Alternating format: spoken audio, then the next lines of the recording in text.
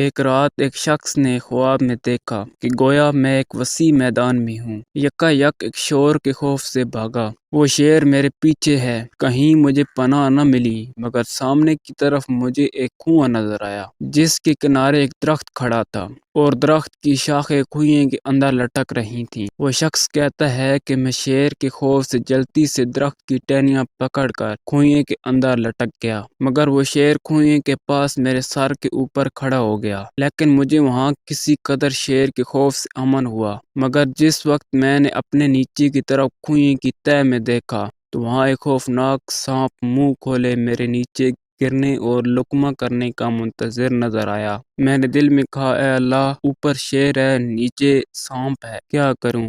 خیر، درخت کی شاخیں پکڑے ہوئے لٹکتا رہا، مگر وہاں بھی خیریت نظر نہ آئی۔ جن شاخوں کو میں نے پکڑ رکھا تھا ان کو دو جانور، ایک سفید اور ایک سیاہ، بڑے بڑے چوہوں کی صورت کے ان شاخوں کو اپنے تیز دانتوں سے کاٹ رہے تھے، جو ابھی ان شاخوں کو درخت سے الگ کر دیں گے۔ الہی، کیا کروں؟ اوپر شیر ہے، اندر سانپ ہے، ٹہنیوں کو چوہے کاٹ رہے ہیں۔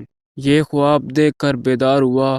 صبح کو ایک بزرگ کے سامنے اس خواب کو بیان کیا۔ فرمایا کہ یہ ایک خواب ہے جو تم کو دکھایا گیا ہے، مگر سارا جہان اس مصیبت میں گرفتار ہے۔ وہ شیر موت کا فرشتہ ہے، وہ درخت تیری زندگانی کا درخت ہے، وہ دو سیاہ اور سفید جانور جو درخت کو کاٹ رہے ہیں، اور وہ رات اور دن ہیں جن کے گزرنے سے ہر شخص کی عمر کم ہوتی جاتی ہے، اور وہ سانپ قبر ہے جو ہر وقت منہ کھولے بیٹھا ہے۔